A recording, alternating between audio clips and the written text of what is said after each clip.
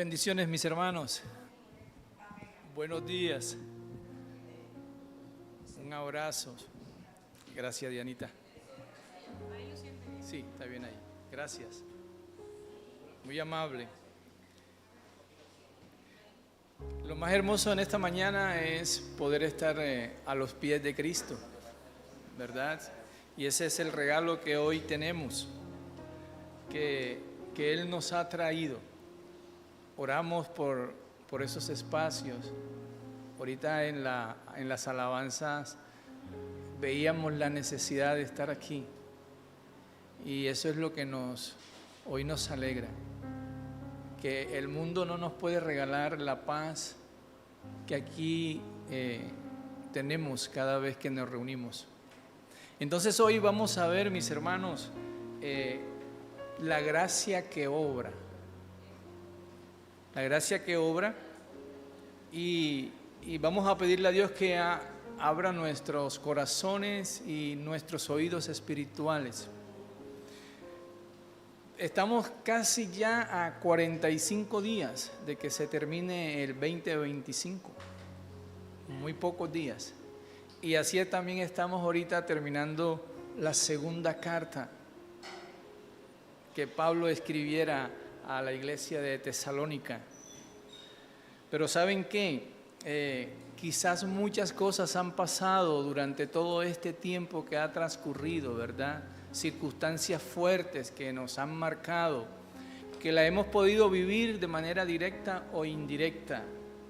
Estaba yo ahorita meditando a través del mensaje y vimos últimamente el caso del joven Jaime Esteban Moreno, asesinado en Bogotá por causa de una golpiza impresionante, ¿no? Estábamos viendo las noticias y vimos que Japón estuvo un momento difícil con un tornado sin precedentes que arrasó y quitó muchas vidas. Y hace 3 días escuché también que el 13 de noviembre de 1985 se había causado la tragedia más fuerte en Colombia, que fue la tragedia de Armero, ¿verdad? 40 años se conmemoraron, ¿cierto? Y la toma del Palacio de Justicia. Muchos hechos que de manera indirecta usted y yo estamos viviendo alguna circunstancia, ¿verdad? Pero lo que nos llena de esperanza, mis hermanos, hoy como creyentes, es que estamos aquí para celebrar que Cristo es el Rey, que Cristo es recordar su soberanía. Y eso entonces es lo que hoy vinimos a hacer. Vinimos a celebrar y a recordar que Él es Rey y Señor de señores. Y eso nos lo hace saber la palabra escrita en Mateo, en el capítulo 28, versículo 18, leemos cuando Él nos hizo énfasis diciendo: Jesús se acercó entonces a ellos y dijo: se me ha dado toda autoridad en el cielo y en la tierra. Hoy Él es entonces nuestra esperanza y nuestra fortaleza. Debemos estar a sus pies, ¿ok? Porque hay ahí luz y dirección. ¡Qué bien! Eso es lo que necesitamos en este mundo caído, luz y dirección. Ese sacrificio, mis hermanos, fue perfecto, es perfecto y fue consumado. No hubo un detalle que quedara por fuera en el sacrificio del Señor. Y ese sacrificio es lo que nos permite hoy hablar del tema que nos asiste. Se llama la gracia que obra. Vamos a hablar de esa gracia, de la gracia que se derramó sobre cada uno de nosotros a través del sacrificio de nuestro Señor Jesucristo. Y a veces, si usted leyó la Escritura ahorita en 2 de Tesalonicenses, Yo estaba esperando la oración de la hermana porque yo decía, voy a ver cómo me guía la oración. Es un texto fuerte, ¿verdad? Duro. Entonces voy a traer a colación dos escrituras de referencia. La primera está en Génesis capítulo 3. Nos vamos por allá, por Génesis, en el versículo 19. Y vamos a recordar que en ese momento histórico Dios le dijo algo importante a Adán. Le dijo, te ganarás el pan con el sudor de tu frente hasta que vuelvas a la misma tierra de la cual fuiste sacado. ¿Ok? Entonces, mis hermanos, ahí ya hay una instrucción de responsabilidad. Y cuando usted lee esa escritura puede decir, wow, Dios fue fuerte con Adán y suena como si fuese castigo. Pues no, mis hermanos. No era un castigo, era una instrucción de parte de Dios, el cual permitía que Adán no siguiera ocioso en su tiempo, ¿ok? ¿Y saben qué me llamó la atención de esta enseñanza? Que Dios le dio la oportunidad en ese momento a Adán de experimentar, ¿cierto? Y aprender directamente de las consecuencias de esa responsabilidad. Cuando dejamos de hacer las cosas que tenemos que hacer, habrá unas consecuencias, ¿ok? Pero Dios nos enseña a que Él nos da esa autonomía, lo que conocemos como libre albedrío. Entonces hoy tenemos esa responsabilidad de trabajar, no solamente en el área laboral, sino que aquí como cristiano también tenemos unas responsabilidades para hacer. ¿Y saben qué? También me llamó la atención porque en Proverbios 3, capítulo 3, versículo 12, el Señor nos recuerda y nos dice, porque el Señor disciplina a los que aman. Dice a los que ama, como corrige un padre a su hijo querido. Estas dos escrituras las vamos a tener en el corazón hoy, porque cuando leemos el texto que vamos a abordar es un texto fuerte. Entonces vamos a tenerlas presentes ahí de que hay una instrucción general de parte de Dios con una responsabilidad y que sabemos que Dios nos ama y como nos ama, nos instruye, es decir, nos corrige, nos va ajustando aquellas cosas y áreas en las cuales necesitan para nosotros crecer. ¿Y saben por qué estoy diciendo esto, mis hermanos? Porque el apóstol Pablo, en estas dos cartas a los tesalonicenses, viene jugando ese papel importante como padre. Ustedes ven ese lenguaje ahí, y él dice, mi hijo Timoteo, dice mis hermanos en Tesalónica, dicen muchas cosas, y él entonces tiene tres características importantes: es plantador de iglesia, es mentor y es un padre espiritual. Tres características que corresponden a los pastores. Y dice la palabra que las ovejas conocen su voz y las identifica. Y este hombre venía recordando, si recordamos los últimos dos sermones que nos dieron acá, Pablo venía instruyendo a los de Tesalónica en aspectos importantes como la persecución, el sufrimiento. Se presentó un tema que desmotivó a la congregación porque se decía a nombre de Pablo que el Señor Jesús ya había regresado y la gente estaba como que, oye, ¿cómo así? Ya vino, yo estoy sufriendo, ¿y qué pasó con el cambio? Y Pablo estaba ahí atento a sus ovejas. ¿Y dónde estaba Pablo? Estaba en otro lugar. ¿Dónde? Estaba, creo que preso, ¿no? Escribiendo, pendiente de sus ovejas. Ese amor era incondicional. Entonces hoy ese hecho de Pablo nos llama la atención porque él está atento. Pero ¿saben qué?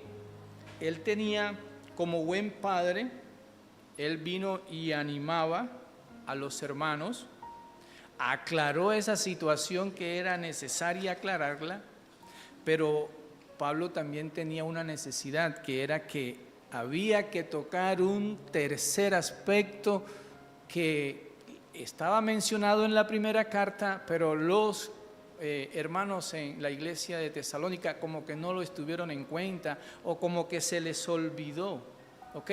¿Y cuál sería ese aspecto? Vamos a recordarlo en Primera de Tesalonicense y voy a pasar rápido por allí por la escritura, por el tiempo, pero si usted lo lee en el capítulo 4 del 9 al 12, mire el amor de Pablo, dice: en cuanto al amor fraternal, no necesitan que escribamos, porque Dios mismo los ha enseñado a amarse unos a otros. Nos amamos aquí unos a otros, dice la palabra. En efecto, ustedes aman a todos los hermanos que viven en Macedonia, ¿verdad? No obstante, hermanos, dice Pablo, los animo, dice, a amarse aún más. Me quieren más, les quiero más, ¿ok? Ese es el amor que debe estar en la congregación. Cada día más el amor los unos por los otros. Pero aquí viene el detalle que él hizo énfasis en ese momento. Dijo, a procurar, y ahorita veíamos eso a través de la adoración, a procurar vivir tranquilos. Si queremos tranquilidad, mi hermano, busquemos de Dios. Busquemos a Cristo, estemos a sus pies, porque eso es lo que Él quiere para nosotros. Y dice aquí, miren, a ocuparse de sus propias responsabilidades y a trabajar con sus propias manos. Dice, eso es muy importante, así le he mandado. Dice, cuando se trabaja y se cumple con nuestras responsabilidades, eso tiene enseguida un resultado bien hermoso.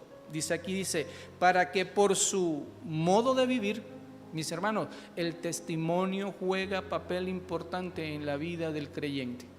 Nosotros estamos siendo vistos por otras personas y él dice, para que por su modo de vivir se ganen el respeto de los que no son creyentes. Qué importante es eso.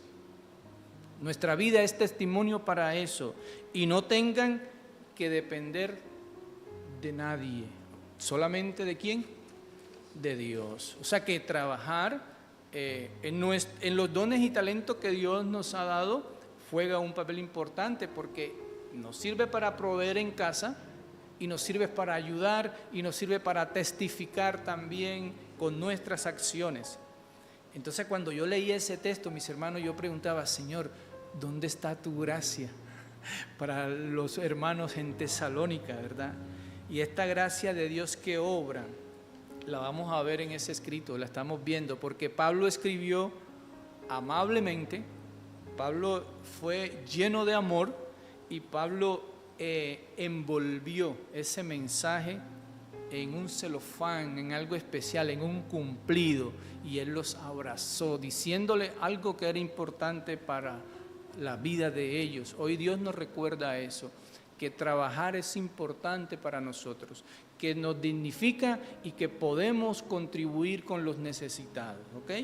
Y así es Dios. Dice la palabra que Dios es amoroso, es misericordioso y que desea lo mejor para nosotros. Eso es claro. ¿Y saben de quién me acordé yo aquí? Cuando dijo que dábamos ejemplo de aquel hermano que está allá en el fondo, Jairo Flores. ¿Saben por qué? Porque él se levanta a las 3 de la mañana mientras yo estoy durmiendo aún y cruza sectores peligrosos y va a su trabajo y muestra una acción como creyente y Dios le bendice. Entonces eso lo tenemos que tener presente. Vamos a ver entonces cómo comparamos esa primera carta que escribió y que fue de amor con este texto que escuchamos en la lectura hoy, con la segunda de Tesalonicense en ese capítulo 3.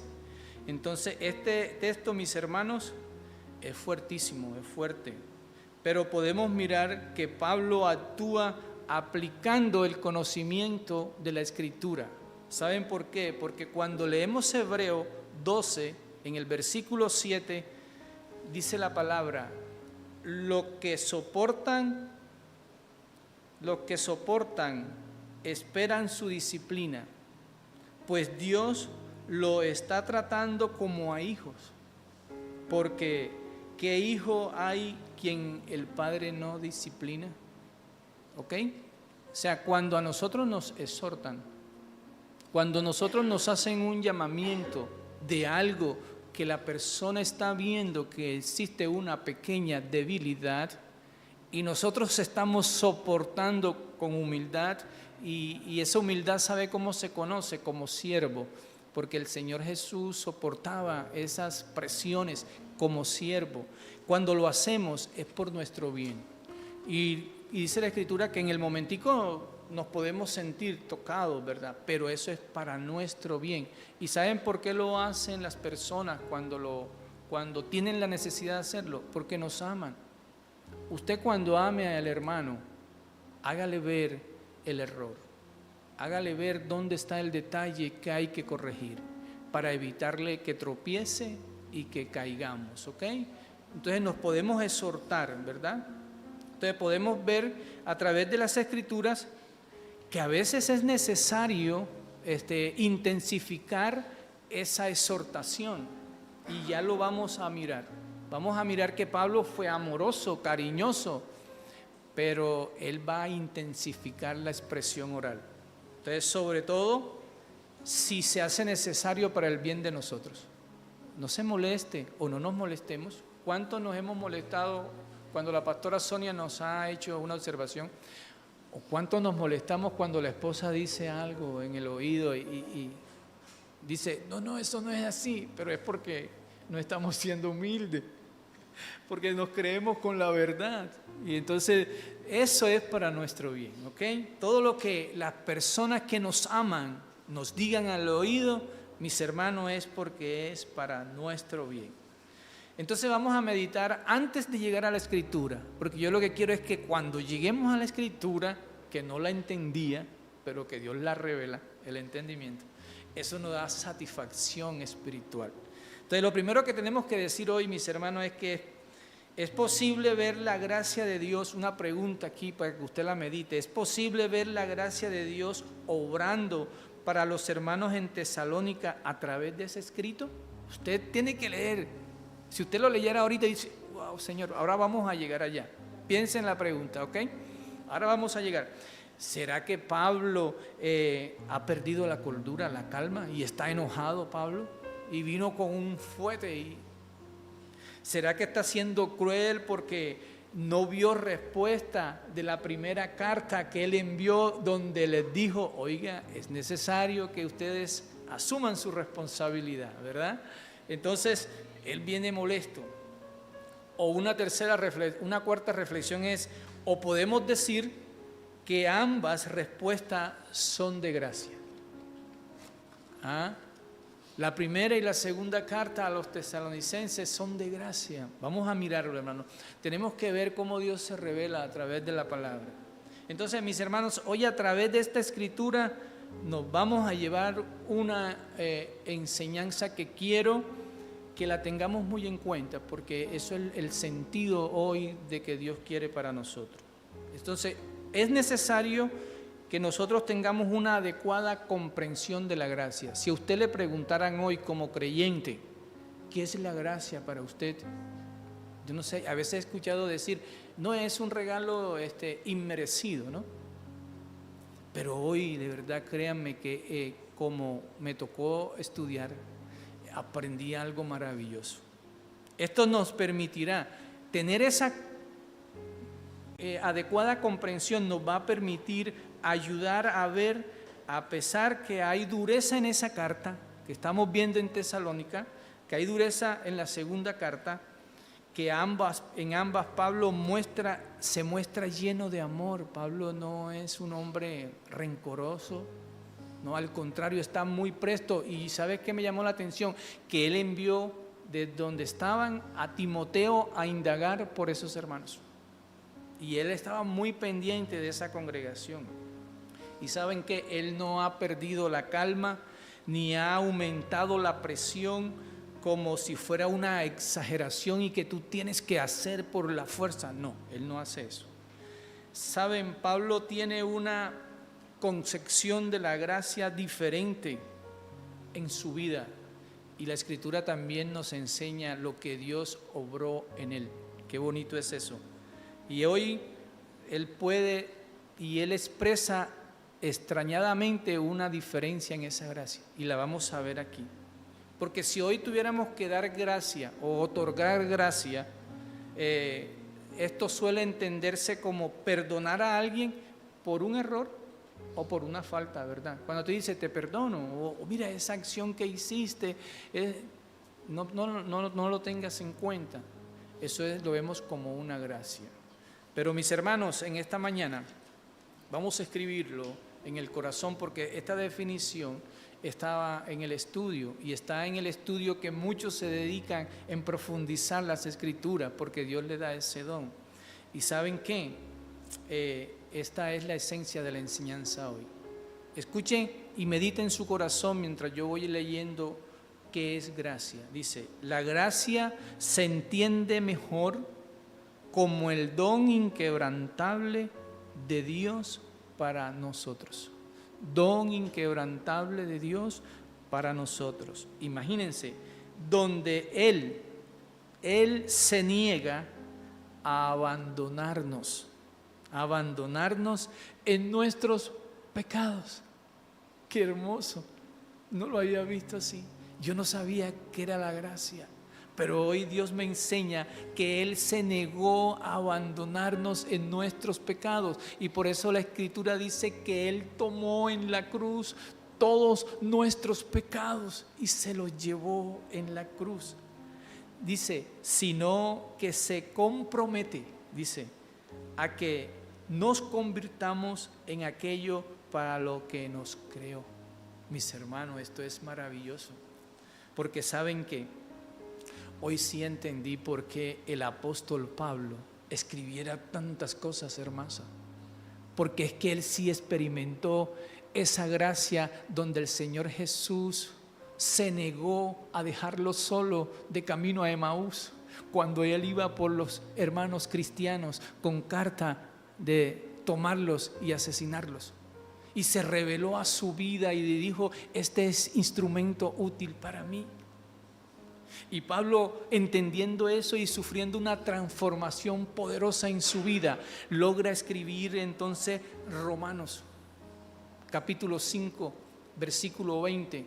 Hoy cuando usted lo lea, entendiendo la gracia, comprende a este hombre que experimentó en carne viva cuando dijo, en cuanto a la ley, esta intervino para que aumentara el pecado.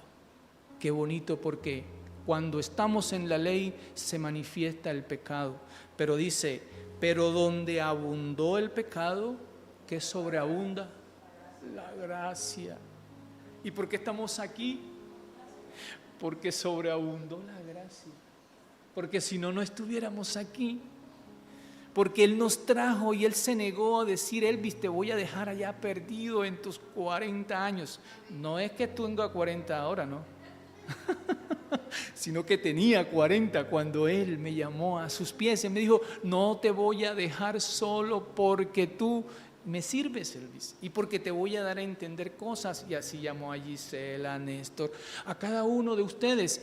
El 13 de diciembre hay programado un espacio para que tú comprendas la gracia, para que cuando surjas, te sumerjas en el agua, digas, aquí morí.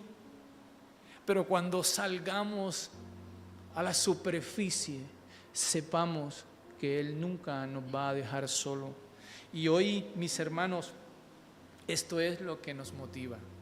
Este es el sentido de lo que Cristo hizo por la vida de la humanidad.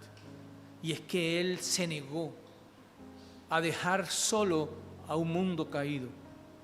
A pesar de todas las complicaciones en el pasado, Él vino y dijo, hay que restaurar y levantar y hay que traer de nuevo la esperanza. A eso vino cuando Él dice que nacía el niño aquel que traería la esperanza a la humanidad. Entonces por ello, por esa gracia, no podemos creer que la gracia esconde el pecado, porque ciertamente a veces creemos abusar de la gracia. No, la gracia no nos permite pecar, la gracia nos refleja el pecado y nos hace la necesidad de cambiar. Ahora sí lo entendí, porque antes no lo había entendido. Antes nos podemos enconchar y pensar que estamos en gracia y que tenemos la libertad de pecar. No, tenemos debilidades, pero esa gracia es la que nos lleva a levantarnos en cualquier dificultad y decirle: Señor, te necesitamos. ¿Sabe por qué? Porque Él no nos deja solo. Porque si nos dejara solo no nos quiere de verdad, ¿verdad? No hay gracia.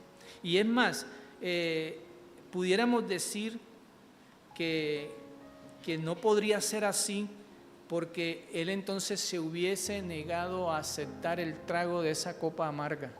¿Sí o no? Él le dijo al Padre, ¿cómo dijo? Padre, si es tu voluntad dejar pasar de mí esta copa amarga, ¿ah? Pero si no, yo estoy aquí, Señor. Yo estoy aquí para cumplir lo que tú me has dicho, y es que yo vengo a salvar a la humanidad, dijo el Señor.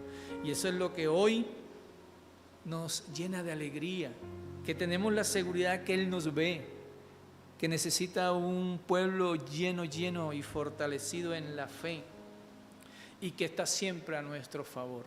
¿Saben qué me acordé cuando leía esta expresión así? Cuando Él le dice al apóstol Pedro, le dice: Pedro, me han pedido zarandearte. Vienen pruebas, vienen dificultades, estamos viviendo, pero sabes, Pedro, no estás solo. Yo estoy orando por ti para que tu fe no te falte. Y esa es la gracia, que la fe no nos falte en cada circunstancia que tengamos hoy en nuestras vidas. ¿Saben qué, mis hermanos? No lo quería decir, pero en esta parte, toda necesidad hoy que tengas, las puedes llevar a los pies de Cristo, porque Él está atento a presentarla al Padre. Ahí es donde yo he presentado a mi hijo, y presento a todos los hijos de ustedes, a sus esposas, esposos, a sus familiares. Aquí es la oportunidad que tenemos para ver que Cristo es la salida, que Él un día vendrá montado en un caballo blanco y todo ojo le verá. Entonces, mis hermanos, por ello Pablo entonces no podía pasar o dejar pasar desapercibido el tema aquel que había dado a conocer en la primera carta. ¿Por qué Pablo tenía que insistir? Porque los amaba. Los amaba. Él decía: estos hermanos míos, yo los amo. Tengo que insistir. ¿Y por qué va a insistir? Porque se acordó de toda su vida pasada, cuando él dice: yo soy el último de los apóstoles y no soy digno siquiera de llamarme apóstol, porque yo asesinaba y era testigo de los asesinatos. ¿Yo qué hago aquí, Señor? Entonces, esa gracia de esa gracia de Cristo en Pablo, Él viene y la deposita en cada una de las iglesias donde Dios le permitió plantar. Y eso estaba haciendo en Tesalónica. Estaba Pablo intentando, dice, suscitar. Mi hermano, cuando usted y a mí nos exhorten, nos llamen la atención, nos muestren una debilidad, lo que está intentando la persona emisora, bien sea el pastor, la pastora, el hermano, cualquiera, el hijo, la esposa, o quien quita un mendigo en la calle, usted preste oído, hermano, porque lo que se busca allí es que tengamos una respuesta de fe diferente, adecuada. Entonces, cuando nos digan algo, vamos a estar pendientes qué es lo que Dios nos quiere hablar con eso. Entonces, mis hermanos, ahora sí podemos responder a aquella primera pregunta que hicimos, ¿no? ¿Será que en ese texto se puede ver la gracia de Dios en los hermanos en Tesalónica? Claro que sí, claro que sí. Porque Pablo, ¿qué está haciendo? Pablo les está diciendo: hermano, yo los amo. Y como los amo, yo me he enterado que ustedes tienen unas debilidades que yo quiero jugar un papel importante en sus vidas. el Padre nos ama tanto que Él siempre quiere lo mejor para nosotros, ¿verdad? O sea, ¿qué padre le ofrece una piedra a su hijo cuando éste le pide un pan? Nosotros que somos malos, y si nos pide un pescado le vamos a dar una serpiente, pero Él dice, ¿cuánto más yo los amo? Y entonces se cumple la escritura que dice que Él entregó a su hijo, ¿por qué? Por amor a la humanidad. Eso es maravilloso.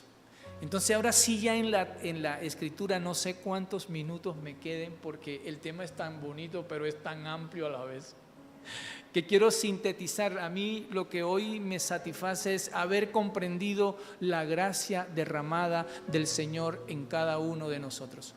Y me llama la atención también lo que Pablo ha hecho y el papel que juega, y el papel de los pastores en la vida de los creyentes, y el papel de los creyentes en comunidad. Entonces fijémonos rápidamente en lo siguiente.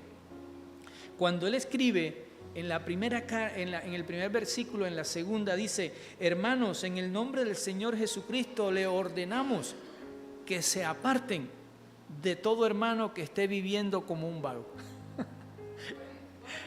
Ah, sí, tienes la nueva versión ahí, Jorge, te agradezco. Muy bien, exacto. Mis hermanos, no quiero correr, pero a veces el tiempo...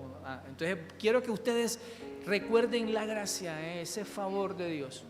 Entonces, miren, cuando él escribe esto, hermanos, en el nombre del Señor Jesucristo, les ordenamos que se aparten de todo hermano que esté viviendo como un vago y no según las enseñanzas recibidas de nosotros. Los testimonios juegan un papel importante. Y Pablo entonces está diciéndole que hay dos cosas importantes aquí. La ociosidad, mis hermanos, puede traer un problema individual, pero también puede afectar colectivamente a la comunidad. Es decir, si nosotros no cumplimos con la responsabilidad, se afecta a la iglesia, se afecta a la familia, se afecta al vecindario, se afecta a cualquier cosa. Y yo siempre me acuerdo de lo que aprendí cuando monté por primera vez un avión. Vi el aviso que decía: antes de que tú ayudes a tu compañero al lado, asegúrate de utilizar la máscara si existe una falta de oxígeno. Y siempre le digo a Ana: usa la máscara, porque si no tienes fuerzas, no podrás ayudar a nadie. Pero si tú eres responsable y te esfuerzas y estás con la bendición de Dios, siempre serás un apoyo. ¿Sabes cómo lo llamaba mi mamá en la unidad familiar? Un horcón. ¿Tú sabes qué es un horcón? Un horcón. El horcón era los palos que iban sosteniendo el techo de un bohío. Ese era. Entonces allí podemos jugar ese papel de estar allí siempre. Y Pablo le está diciendo: ojo con esto que está aconteciendo en la iglesia. Por lo tanto, el mandato dice, apártense, pero no quiere decir que lo vamos a desechar, no.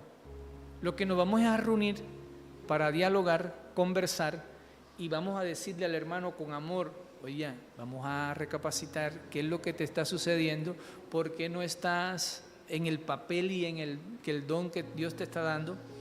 Y la única manera de evitar consecuencias, mis hermanos, hoy también lo entendemos, que la única manera de evitar unas consecuencias negativas en cualquier circunstancia es a través de la exhortación.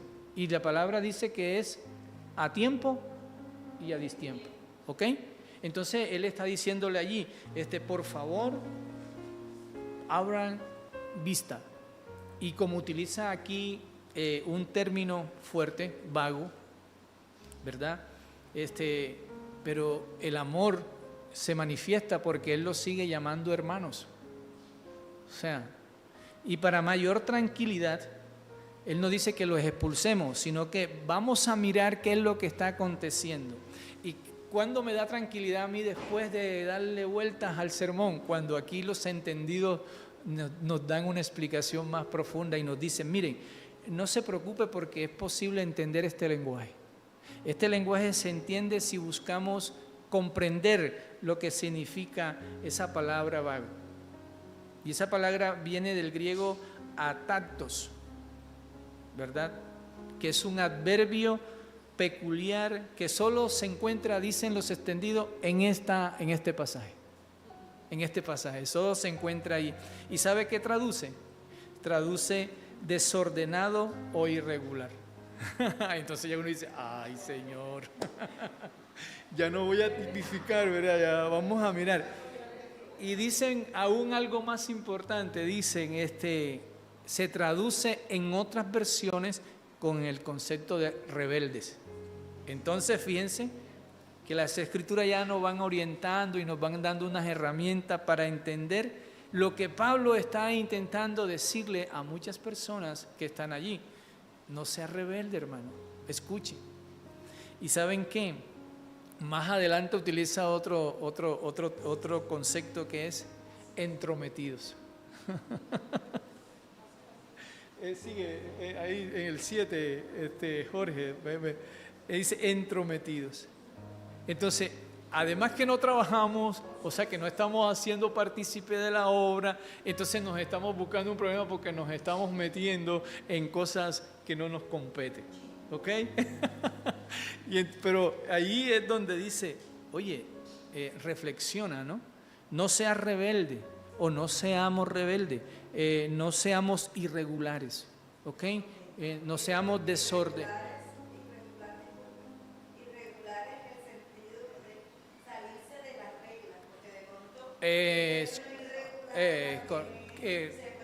Para otra, es correcto. Y ahí entonces es donde la Escritura nos llama a tener esa claridad de pensamiento, a que podamos sentir y resistir la exhortación para lo que Dios quiere para con nosotros.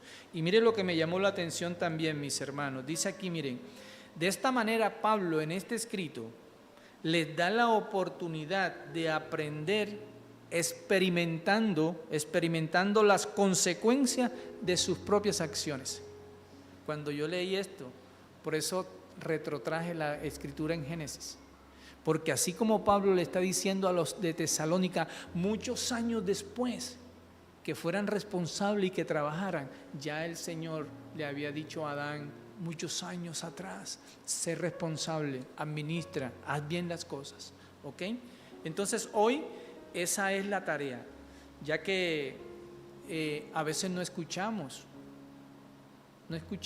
y cuando no escuchamos seguramente vendrán unas acciones más fuertes, y si lo hacemos, entonces nos vamos a evitar complicaciones y vamos a corregir rápidamente lo que haya que corregir. Entonces Pablo no estaba molesto, no estaba fatigado, solamente estaba cumpliendo la acción de la gracia de Dios en ellos, la que él quería. Y en el versículo 7 expresa algo más hermoso todavía. Dice, ustedes mismos saben cómo deben seguir nuestro ejemplo. ¿Saben qué, mis hermanos? Por eso hoy sí entendemos el lenguaje de este hombre. Cuando él dice, sean imitadores de mí, como yo de Cristo, es porque la gracia de Cristo en Pablo era viva. Él no escatimaba ningún esfuerzo y él no escatimaba ninguna acción hacia la proclamación del Evangelio, y él trascendía en toda, y dice aquí, miren, como dice, ustedes mismos saben cómo deben seguir nuestro ejemplo. Nosotros no vivimos como ociosos, ¿verdad? Ni comimos el pan de nadie sin pagarlo. Al contrario, día y noche trabajamos arduamente y sin descanso para no ser una carga a ninguno de ustedes, ¿verdad? Y lo hicimos así no porque no tuviéramos derecho a tal ayuda, sino para darles buen ejemplo.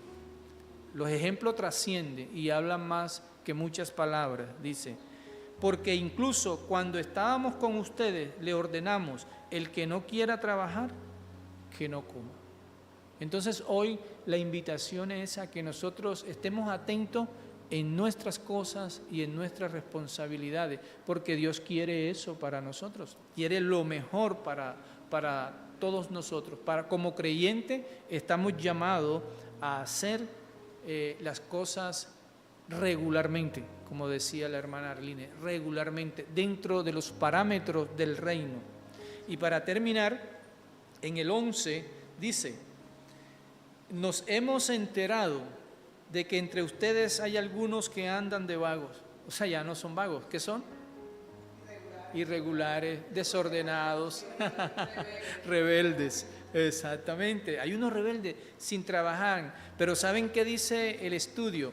Que es que de pronto en ese momento histórico había acontecido un desánimo en la congregación de Tesalónica, porque ya habían hablado de que Cristo había venido y que muchos habían perdido la esperanza. Se habían enfriado, y cuando eso ocurre en nosotros, muchas cosas dejamos de hacer. No venimos a la congregación, no nos conectamos, no nos animamos. Ya nos invitaron el miércoles, vamos a ver si rompemos las barreras. Entonces Él quiere que sintamos esa gracia de Dios en nuestras vidas, ¿verdad? Y sigue diciendo: exhortamos en el Señor Jesús que tranquilamente se pongan a trabajar para ganarse la vida. Y ustedes, hermanos, no se cansen de hacer el bien, ¿verdad? Entonces hoy el llamado es que tengamos claro la gracia en cada uno de nosotros, ¿verdad? Y que si hay alguna área de nuestras vidas donde esa gracia tenga que trabajar, vamos a darle espacio de libertad a eso, ¿verdad? Y la exhortación final de Pablo a los hermanos es que no se cansen de hacer el bien. Esta es la orientación correcta. No da lugar a indisciplina ni a la falta de trabajo que contribuya a la comunidad. Esto no da lugar a nada de eso. Al contrario, estamos llamados a tener ese gozo, esa alegría, y que podamos entender con la firme esperanza la llegada en plenitud del reino. Ahorita escuchábamos que Él ha de venir en un caballo blanco, que todo ojo le verá. Esa es la esperanza que nos motiva, y lo que hoy debemos hacer es continuar haciendo el bien. ¿Y qué es hacer el bien?